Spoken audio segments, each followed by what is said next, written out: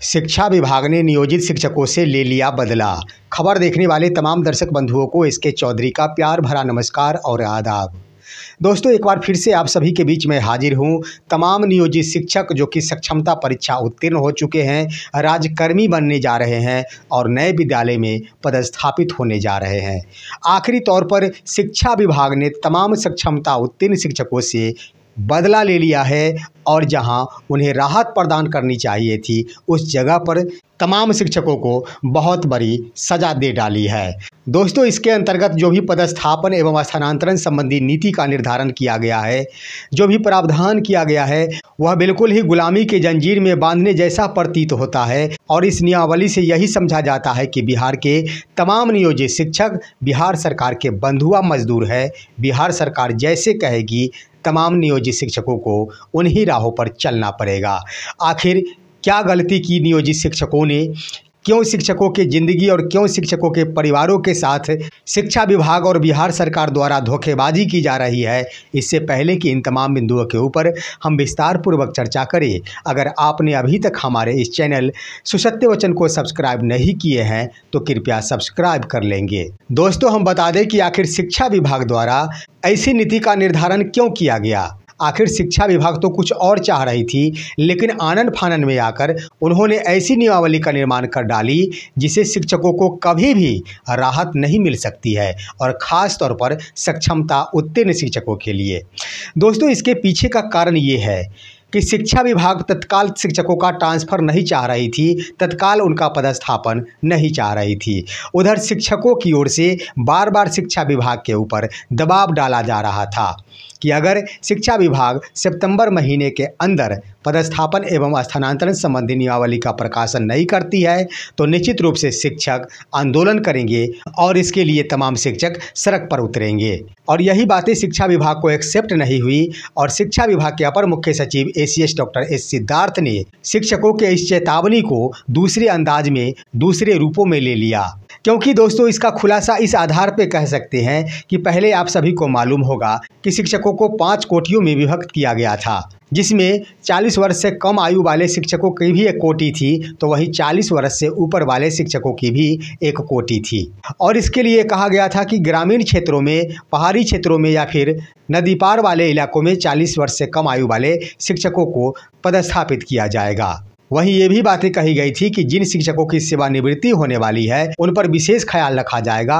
पदस्थापन हो या फिर स्थानांतरण हो, उन्हें राहत जरूर प्रदान किया जाएगा। लेकिन आखिर शिक्षा विभाग उन तमाम नीतियों को भूल गई। 40 वर्ष से कम आयु वाले नीति भी समाप्त कर दिए गए, 40 वर्ष से ऊपर वाले नीति भी समाप्त कर दिए गए। जो शिक्षक सेवानिवृत्त होने वाले हैं उनकी भी नीति समाप्त कर दी गई। और इस तरह से सिर्फ व सिर्फ तमाम कोटि के पुरुष शिक्षकों को, जो कि सक्षमता उत्तीर्ण शिक्षक है, उन्हें एक सूत्र में ही बांध दिया गया और उनके लिए एक प्रावधान कर दिया गया। और एक प्रावधान के अंतर्गत आप सभी अवगत होंगे कि अनुमंडल पार तमाम पुरुष शिक्षकों को जाना ही पड़ेगा। इसके लिए कहीं से कोई निदान संभव प्रतीत नहीं होता है, क्योंकि दोस्तों तमाम शिक्षकों की निगाहें शिक्षक नेताओं के ऊपर लग रखी है कि उनकी ओर से कम इन बिंदुओं पर आवाज़ अवश्य उठाई जाए। लेकिन अभी तक जो खबर आ रही है, कोई भी शिक्षक नेता इन बिंदुओं पर आवाज़ उठाने के लिए तैयार नहीं है। उनकी ओर से एक बार भी नहीं कहा जाता है कि इस नियमावली में संशोधन किया जाए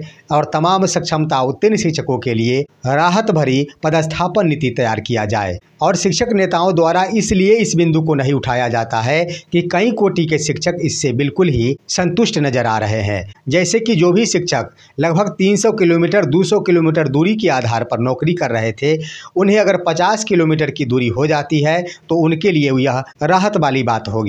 वहीं ढेर सारे शिक्षक जिन्हें कि राज्यकर्मी बनने का पूरा सपना था, जिन्हें अपने गृह जिले में जाना था, उन सभी के लिए यह एक राहत भरा अवसर है और वे सभी के सभी बिल्कुल संतुष्ट नजर आ रहे हैं।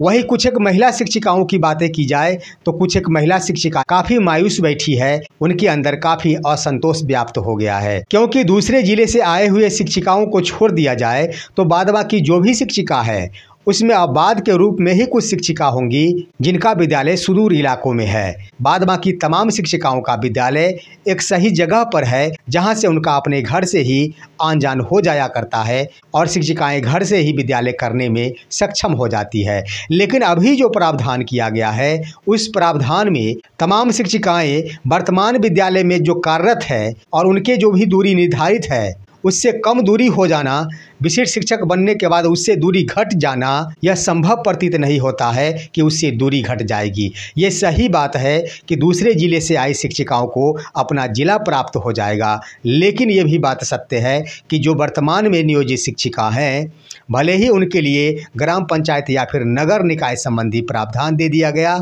10-10 ऑप्शन दे दिए गए, लेकिन इसके बाद भी जिस विद्यालय में वो कार्यरत है उससे दूर ही उनका विद्यालय होगा, उससे निकट कभी नहीं होगा। लेकिन इस सब के बावजूद भी सबसे बड़ी बात ये सामने उभर कर आ रही है कि आखिर कमेटी को कौन सी दुश्मनी थी बिहार के तमाम सक्षमता उत्तीर्ण शिक्षकों के साथ जिन्होंने बहुत बड़ा बदला ले लिया है। हम तो सवाल करना चाह रहे हैं कि कमेटी के सदस्य को क्या शिक्षकों के माता पिता से कोई दुश्मनी थी कि इस कदर उन पर पहाड़ ढा दिया गया कि आप अपने अनुमंडल को छोड़कर सुदूर अनुमंडल में चले जाए और अपने बूढ़े माता पिता को भूल जाए। हम तो कहना चाहते हैं कि क्या शिक्षकों के बाल बच्चों से दुश्मनी थी शिक्षा विभाग के उस कमेटी को जिन्होंने शिक्षकों को सुदूर जगह में भेज दिया और उन्हें अपने बाल बच्चों से दूर रहने पर मजबूर कर दिया। हम तो ये पूछना चाहते हैं कि क्या कमेटी के सदस्य को शिक्षकों का आपसी प्रेम स्वीकार नहीं हो रहा था, जहां एक बंधन में बिहार के तमाम शिक्षक बंध चुके थे, एक विद्यालय में लगभग 10-10 वर्षों से कार्यरत थे, आपसी सामंजस्य स्थापित हो चुकी थी, आपसी प्रेम जागृत हो चुकी थी, हर एक पर्व त्योहार या फिर फंक्शंस में अपने परिवार के तरह उसमें भाग लिया करते थे तमाम शिक्षक। लेकिन शायद शिक्षा विभाग को यह मंजूर नहीं था और उन्होंने तमाम शिक्षकों को दूर करने का मन बना लिया, जिसका नतीजा है कि आज की तारीख में पुरुष शिक्षकों को अनुमंडल पार भेजा जा रहा है और महिला शिक्षिकाओं को भी निकट का विद्यालय दे दिया जाए, यह भी गुंजाइश संभव नहीं लगता है। सवाल ये खड़ा होता है कि आखिर इन समस्याओं का समाधान कौन करेगा? आखिर शिक्षक इसी तरह जूझते रहेंगे? आखिर इन शिक्षकों के लिए लड़ेगा कौन? यही सवाल खड़ा हो गया है दोस्तों। एक तरफ कुछ शिक्षक संतुष्ट नजर आते हैं तो ढेर सारे शिक्षक असंतुष्ट नजर आते हैं, जिसके मद्देनजर बिहार के शिक्षक नेता इस पर सवाल उठाने से डरते हैं कि अगर इस पर सवाल उठाया जाता है तो जो शिक्षक संतुष्ट हैं बिल्कुल ही इसका विरोध करेंगे, अगर सवाल नहीं उठाते हैं तो जो असंतुष्ट हैं वो भी सवाल उठाएंगे। तो आखिर किसके लिए सवाल उठाया जाए? स्वाभाविक है दोस्तों, शिक्षा विभाग ने इस नियमावली को तैयार कर एक बार फिर से शिक्षकों को कई कोटियों में बांट दिया है और इन कोटियों को कभी भी एक नहीं होने देगी शिक्षा विभाग। तो आखिर शिक्षक लड़ेंगे कैसे? हम तो कहते हैं कि भले ही कुछ भी हो, लेकिन महिला शिक्षिकाओं की बातें की जाए तो निश्चित रूप से वो तमाम महिला शिक्षिकाएं बिल्कुल संतुष्ट नजर आ रही है।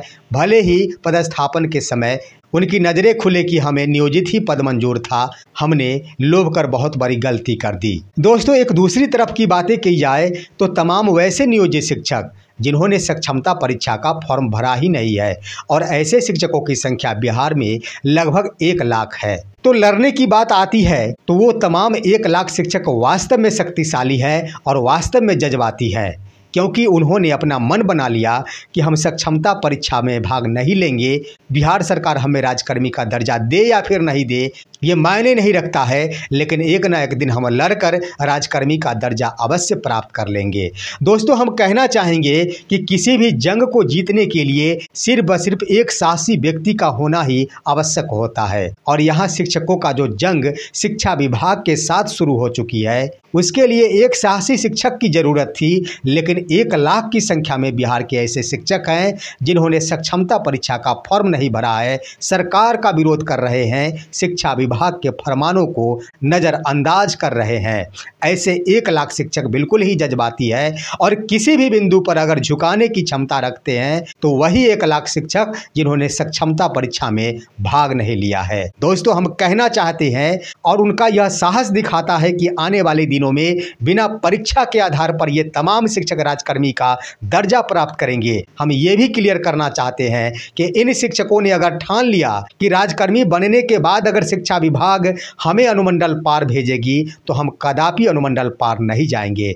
दोस्तों, 1 लाख जो शिक्षकों की संख्या बची है वो सर्वशक्तिमान है, जिनके पास एक जज्बात है, जिन्होंने अपनी रणनीति बना ली तो उसी रणनीति पर कायम रहे, बीच में भटकने की कोशिश नहीं की। चाहे कितने भी लाख मुसीबत आए, कितने लोगों द्वारा उन्हें गुमराह करने की कोशिश की गई, परंतु उन शिक्षकों द्वारा अपने मिशन पर अडिग रहा गया और उन शिक्षकों ने सरकार के सामने यह संदेश पहुंचाकर दिखा दिया कि आप भले ही परीक्षा की बातें कर लो, लेकिन हमें नियोजित पद ही मंजूर है और हम लड़कर एक दिन राजकर्मी का दर्जा अवश्य प्राप्त करेंगे। अब देखना उचित होगा कि क्या ऐसे ही जज्बात तमाम सक्षमता उत्तीर्ण शिक्षकों में आते हैं या फिर नहीं आते हैं। लेकिन मेरा विश्लेषण कहता है कि अभी ढेर सारे ऐसे शिक्षक हैं जिनसे मैंने रूबरू हुआ है और उन तमाम शिक्षकों का सिर्फ एक ही बयान आ रहा है कि हमें अनुमंडल पार नहीं जाना है, शिक्षा विभाग को हमें राजकर्मी का दर्जा देना है तो दे, नहीं देना है तो नहीं दे। हम अपने घर परिवार को छोड़कर नहीं जा सकते, हम अपने आपसी प्रेम को भुलाकर नहीं जा सकते, हम अपने माता पिता के प्यार को ठुकरा कर नहीं जा सकते, हम अपने बाल बच्चों के स्नेह को नज़रअंदाज कर नहीं जा सकते। दोस्तों, देखना यह लाजमी बन गया है कि अब तमाम सक्षमता उत्तीर्ण शिक्षकों की जीत होती है या फिर शिक्षा विभाग की जीत होती है, ये तो आने वाला वक्त बताएगा। फिलहाल आज की खबर बस इतना ही। आप सभी हमारे इस वीडियो को लाइक करते हुए तमाम दोस्तों के पास शेयर कीजिए और अब दीजिए अपने ही दोस्त SK चौधरी को इजाज़त। जय हिंद, जय भारत।